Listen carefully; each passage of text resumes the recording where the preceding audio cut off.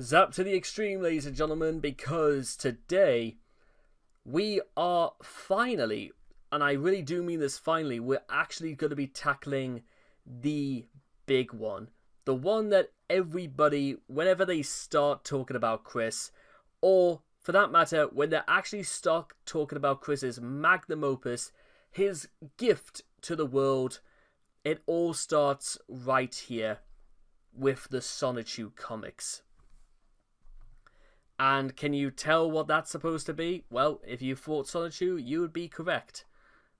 To give yourself the benefit of the doubt, and it's a good thing we know what it's meant to be, because I think if you stood back from it, it's a little bit clearer, but up close, it's absolutely beyond praying for. And by the way, considering the hordes of junk in Chris's house, it's surprising that, I know I've mentioned this before, but Chris couldn't think to buy something about as rudimentary and as basic as a ruler. Or, just get one of his DVD cases and just put it alongside so he had a smooth point of reference. But, well, for reasons we'll get into, that might be the least of Chris's problems. This is no parody. This is a man's life. His failures, his neuroses, his fantasies, his warped worldview. Proudly displayed for the world on paper and pixels. Reading Sonichu and learning about its author is nothing less than a descent into someone's personal hell. Made all the more terrible for the fact that the author intends for the experience to entertain people. They would purchase it. There is no joy, no fun in Quickfill. There is only layer upon layer of horror. And what you're taking a look right now is issues 0 to 7. Because Chris made the baffling decision to label the very first issue of Sonichu issue 0 as opposed to issue 1. So this is technically issue 1, which is so nondescript and just borderline nothing actually when you think about it. Sonichu is Chris's official life work, his magnum opus, and largest contribution to society and culture. To most, however, it is a poorly drawn and written comic book series about the adventures and trials that befall a fictionalized version of himself and his imaginary friends. Despite starting out as a comic book about the titular character, it quickly turned into a wish-fulfillment outlet for Chris and his depraved fantasies, with Sonichu being a main character in name only, playing second fiddle to Chris's primary Mary Sue self-insert. Other characters include Rosechu and Chris's many other self-inserts. The comic breathed into life all the way back on the 24th of November 2004, and updated intermittently throughout the next 15 years, and despite his extreme laziness, it still gets somewhat regular updates to this very day. Chris wanted the series to last anywhere between 75 and 100 issues, although he was in no hurry to accomplish such a feat due to multiple extended hiatuses, culminating in only 14 fully completed issues. 15 if you want to count Sonichu issue 13. So, the introduction.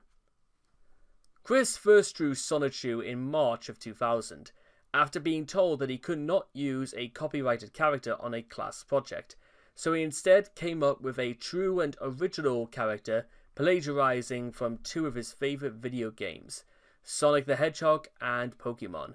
Later, Chris would put his web programming skills to task and come up with Quick's Sonichu site, which showcased his various illustrations of his pride and joy.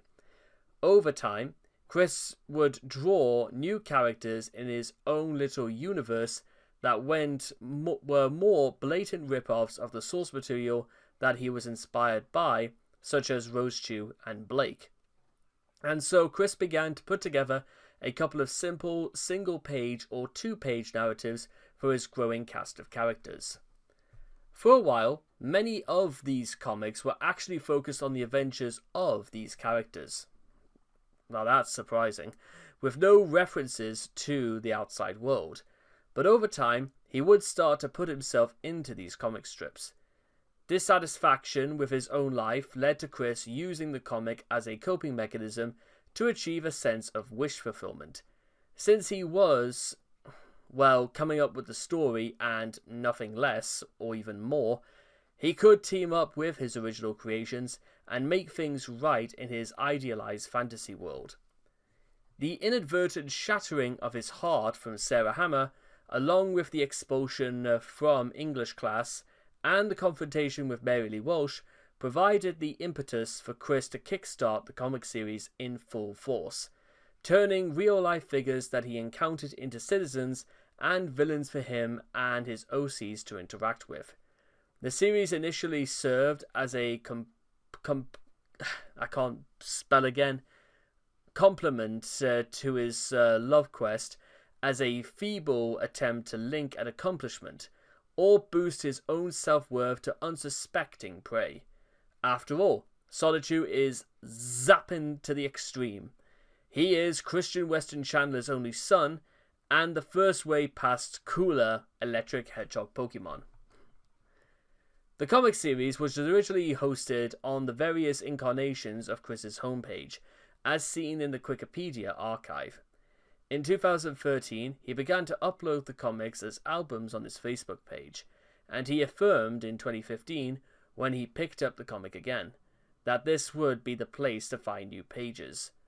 In September 2015, he finally began to sell printed and autographed issues on Etsy and Lulu.com. The comic was originally promoted from now defunct Sonichu business cards, and he has since graduated to flyers.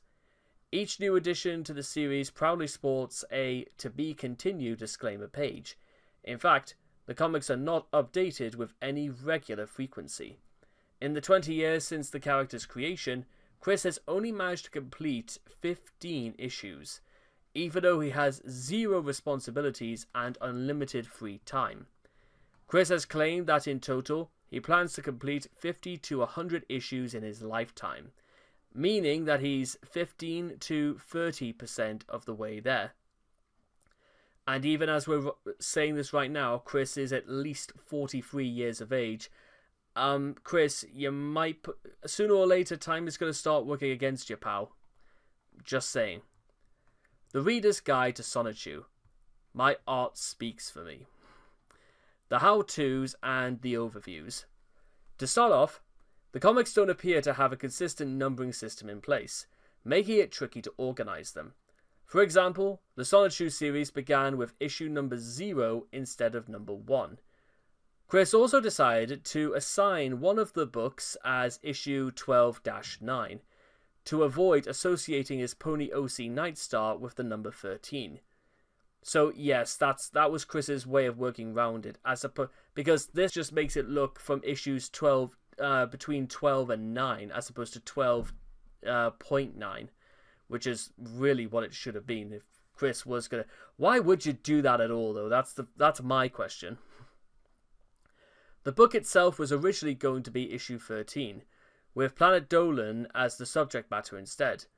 Despite that, there was an actual issue 13, only for it to be a bunch of vaguely connected ideas brainwashed into Chris by the idea guys with no actual narrative in sight. The following entry, issue 14, was never completed, and was also the second half of Sonichu 13. Sonichu issue 15 was eventually renamed to Sonichu issue 0 HD, implying that it's a remaster of Sonichu issue 0. Despite it having a different plot that mostly rips off the fan comic Rose-Chew's story, all of the following issues that have been announced to date were never completed, and they share the confusing numbering scheme, being issues 16, 17, and 82. Compounding the confusion further are the specials, which were numbered separately from the main comics, since they're not technically a part of the continuity of the series that Chris was doing, so that's just kind of how the community worked itself around that. Adding on to this baffling numbering system, Chris uses a bunch of television lingo when referring to his stories. Each issue, up to issue 12-9, contained multiple separately numbered episodes and sub-episodes. Due to the incoherent narrative structure of the stories, along with their inconsistent numbering system, readers often lost track of which story happened in which issue. For example, Black Sonichu, now known as Blake, was introduced in episode 4, which was the 5th story in the overall series and the first story in Sonichu issue 1. This is already getting ridiculous. I mean, listen, guys, I'll put it to you guys like this. Let me uncover something like this, because if we were to go for the idea that Chris was actually trying to devise a manga system of numbering stuff, even that doesn't work, because even reaching into my drawer and I pick up my issue number 1 of Rosario Vampire plus Vampire, the way they do it, and it's this fantastic new invention that, quite frankly, Chris should have looked into. It's called a contents page. It's one that specifically showcases, the chapters and where to find them. And this one starts with, guess what? Chapter 1. Although this one is referred to as Test 1 for some reason. And it's just, it's how it's supposed to do. There's reasons why we have this in place. And bear in mind, guys, because, the people behind, Akashiya Ikeda, because he knew what he was getting himself into, there are at least 40 episodes, well, technically 39 chapters from issues 1 to 10, with one bonus story that they are calling chapter 40. It works for that because, we understand it, we get it. There's reasons why everybody does it, and there's also good reasons why things like this just don't work the way they do, because, well, as we've mentioned before, continuity is quite frankly a lost cause when it comes to Sonichu, but we'll come to that in a second. After the Idea Guy saga, bar Sonichu issue 0 HD, Chris has also dropped the traditional format of Sonichu. Other than the Twilight Sparkle secret shipfic folder cards, sometimes adding new lore to the series, the only other work of art he has worked on related to the franchise since then were long, low-quality stories which one can mistake for the ramblings of a schizophrenic person, most notably Angelica Rosechew's Christmas Play and Chaos Crystal Control, which he oddly started writing in reverse, making Act 4 prior to Acts 0 and 1. Wrap your heads around that one, because I do not know where I'm meant to begin. Issues 0 and 1 featured Sonichu as the unchallenged star of the series, with Chris as a supporting character, also appearing in the backup strips. By issue number 2, the comic had abruptly transitioned to Chris encountering people from his real life in bizarre, badly made anime battles. Token attempts to tell Sonichu stories and introduce Sonichu spin-off characters were made in Sonichu issue 3, but all pretenses were dropped in Sonichu 4 to 7, as the series becomes a vehicle for Chris, as the leader of a heroic band of recolors, to battle against a college dean, a group of ineffectual security guards, store managers, and then later on, internet trolls and other people who made fun of the comic, which, if we take a look at that, Alec Benson Leary, there we go. Originally, it was mostly innocent and harmless up until the moment it wasn't, being the byproduct of a simple man with a childish imagination, until it became an outlet to call out trolls, explore his depraved sexual desires, and live out his violent revenge fantasies. The comic series was presented as if it were a cartoon or anime, which might explain why the comics mimic visual effects that work in an audiovisual context but fail on paper, and was encapsulated into seasons with various episodes or series for our European friends. Sonichu issue 10 was intended to wrap up the first season of Sonichu. This opened a can of worms as to the current vision of the comics. Was Sonichu intended to be the hit action/adventure soap opera TV show that is broadcasting Quickville, or was it the historical documentation of Chris's and Sonichu's life and times? Perhaps it was destined to be the gospel from the stay-at-home autistic virgin male, hallowed be his name. Either way, it remained unanswered whether Chris continues on with the series because he has a vain, misguided belief that some true and honest soul would consider these as storyboards for proper licensing and production. They never will, but there we go. Art imitating life. Sensing some criticism for the self-centeredness of his work, Chris wrote himself out of the series toward the end of Sonichu issue 7, trapping the Chris character in the time void so that the storyline could focus on the other characters. Despite this, Sonichu still served as a strong Mary Sue character, as seen in Sonichu fighting 4centgarbage.com in Sonichu issue 8, as well as the clear Sue tendencies of Reginald Sneasel. He returned from the time void at the end of Sonichu issue 9, giving all non-Chris characters approximately one issue to have the spotlight to themselves, during which they mostly talked about how much they loved Chris and hoped he would return safely. On the final page of the issue, Chris claimed that he would write himself out of the series permanently, giving his characters the opportunity to shine on their own. He went back on this promise, there's a shock, almost the moment he made it. Issue number 10 is one of the most Chris-centric of the entire series. Following the theft of his medallions of Fail by Blanca, Chris immediately released a new comic adapting the theft into his canon and explaining that the true source of his power lay in his amethyst ring. Since this story was necessarily set after Chris escapes the time void, it was deemed a special preview of Sonichu issue 10, despite the fact that Chris had at that point not finished Sonichu issue 8 nor begun Sonichu issue 9. Madness. Absolute madness.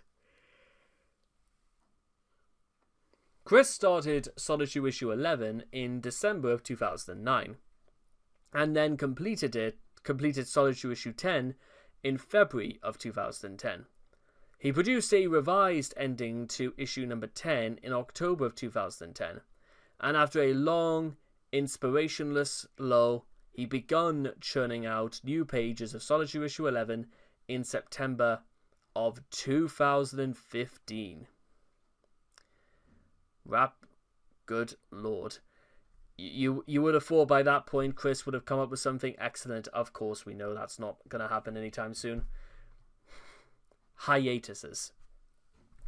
Chris has regularly lost motivation to draw comics throughout the run of the series. Without a single job held for the vast majority of his life, he has all the time in the world and only lacks a drive to create. Along with the abandonment of the Wikipedia in 2010, Sonichu 11 was put on hiatus later that year.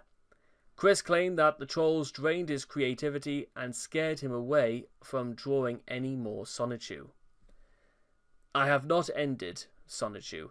I only lost inspiration to draw, thanks to the people online.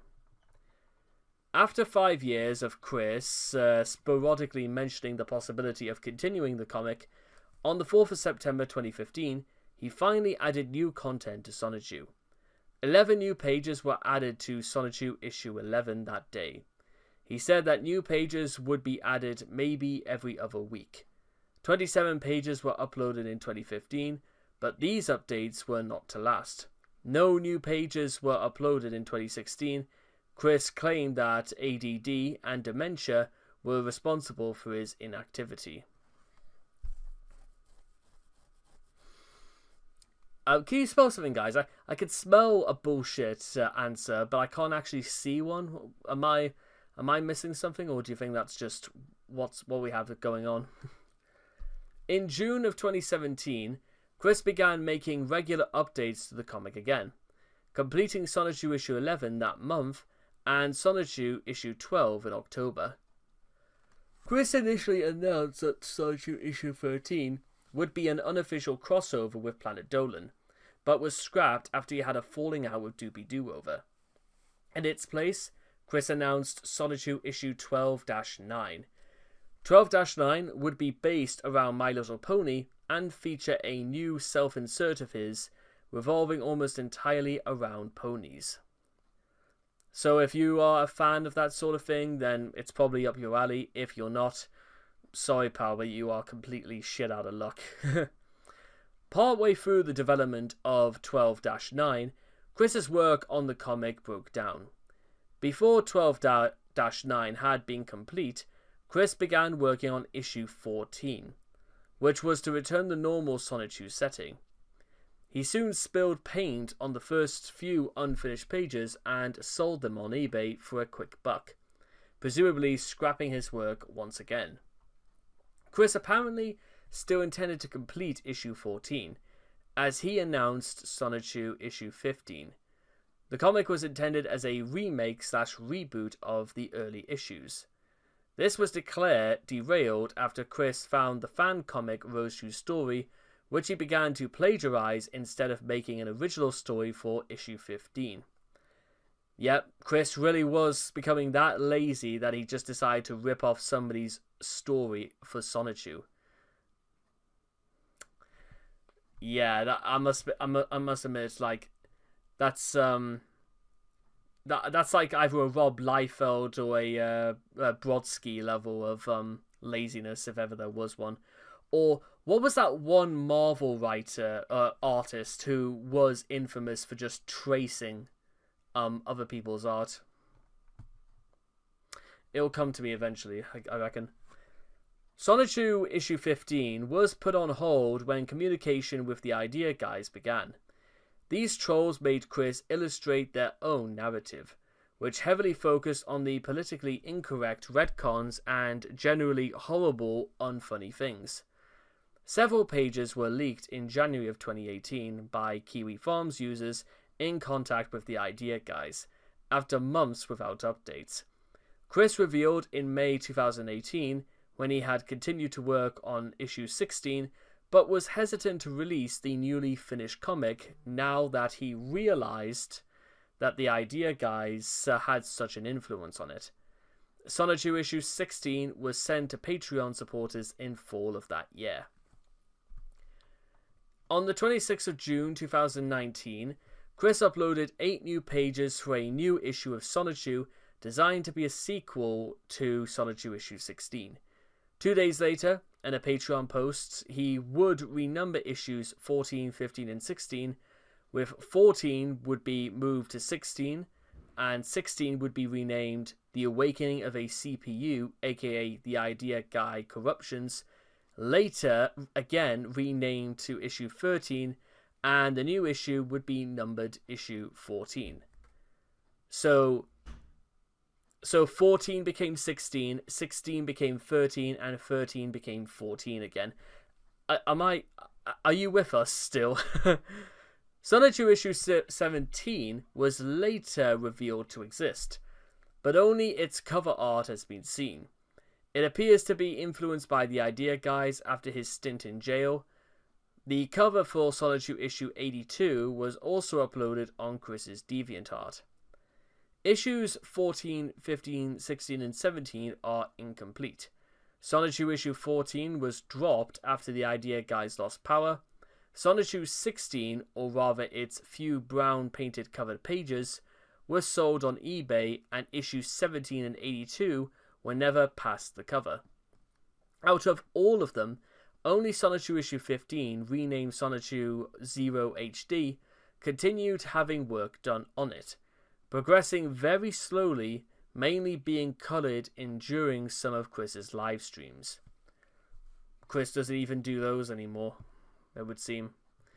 On the 11th of September 2020, when asked what he felt were the best Sonichu issues, he would reply with, in no particular order, 0, 12-9, and 15, all of which are origin stories for a self-insert character.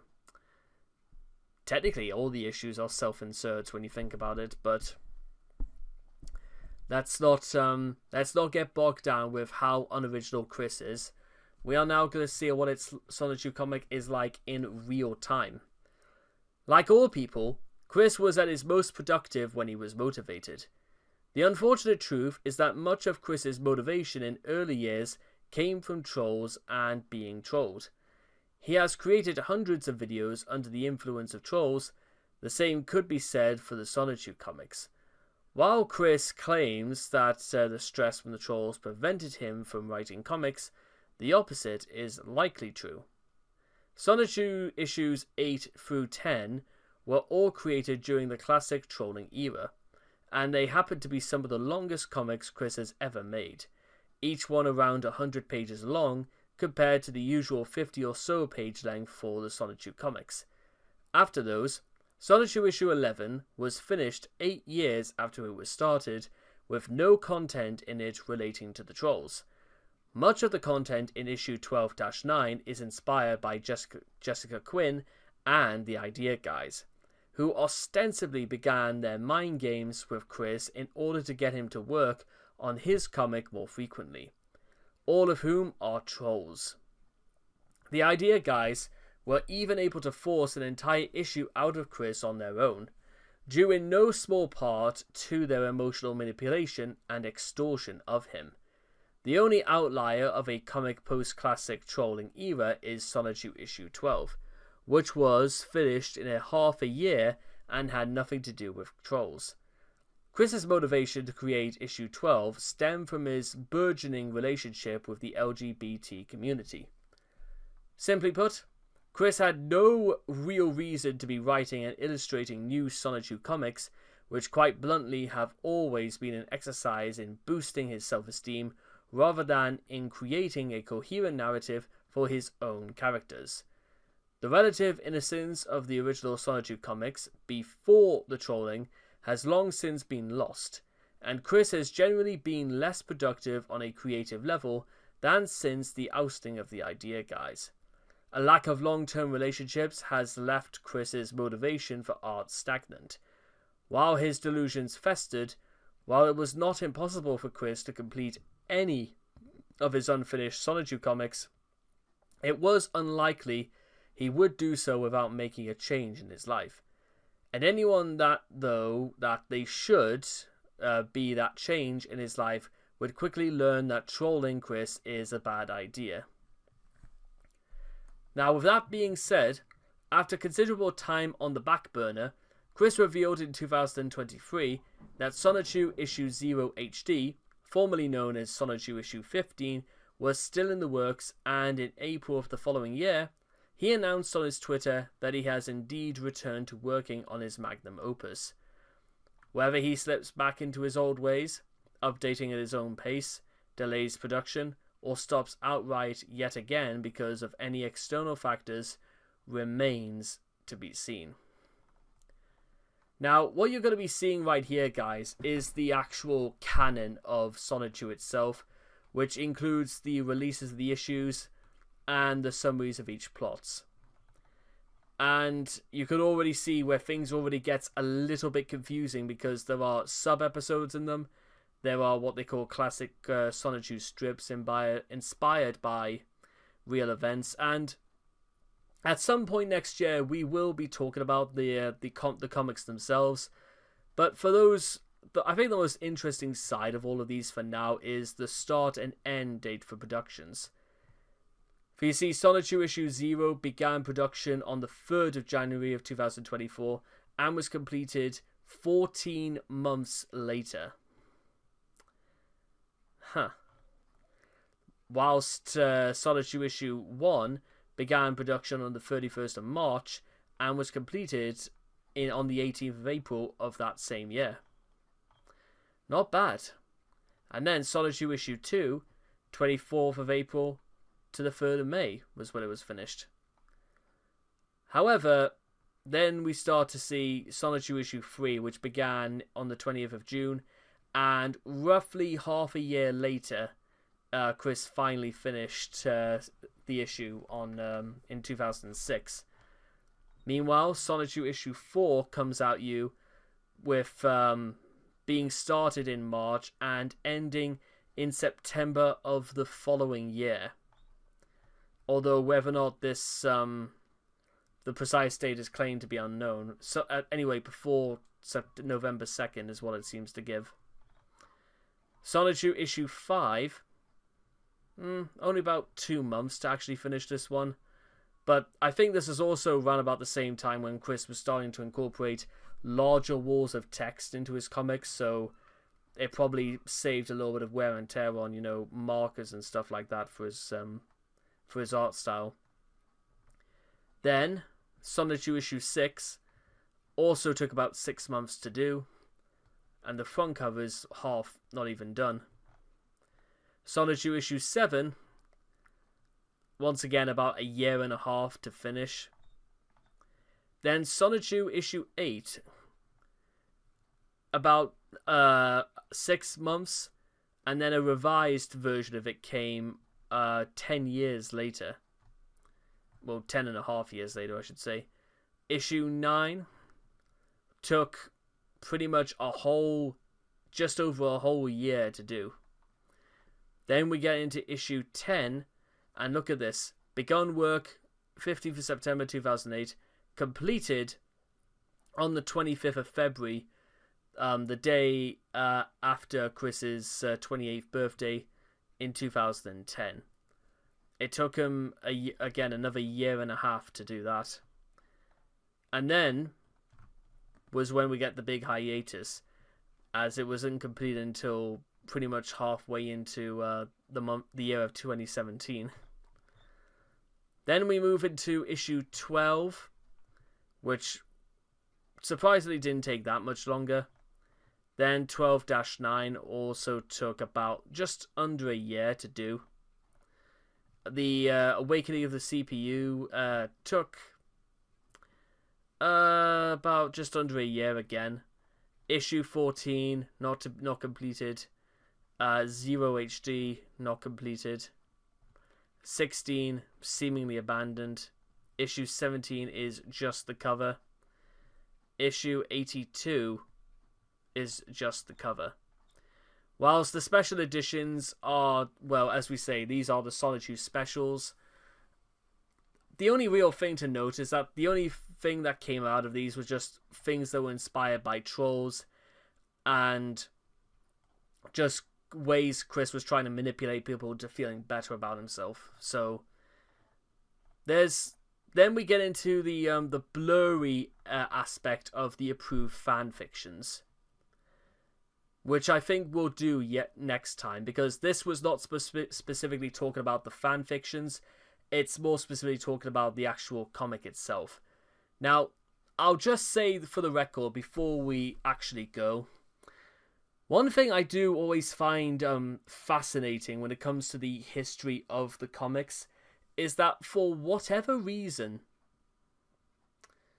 I'm surprised Chris was at work at this for as long as he did, and then he decided to, do you think Chris ever at any point actually took a step back and actually read, any of the things he did just for leisure? Because I think you can sort of gauge a little bit in terms of, well, how good a writer or an artist really is when they just do stuff for the sake of leisure. Or even if they take a step back and they look through their work with slightly fresher and maybe less tinted eyes. Now, whether that is true or not, and Chris was just winging it like everything else, we can say from this point onwards, because I sincerely doubt the series will continue, mostly because the actual story behind its creator was probably the most interesting aspect of them all. But with that being said, we will find a way to be able to actually go through each issue of Sonichu at some point. Maybe I'll do a funny Linkara sort of parody or something like that. That might be pretty interesting, I think. And with all that being said, I hope all of you guys learned your very basic introduction to the Sonichu franchise, and I will see all of you guys again in the next video. Thank you.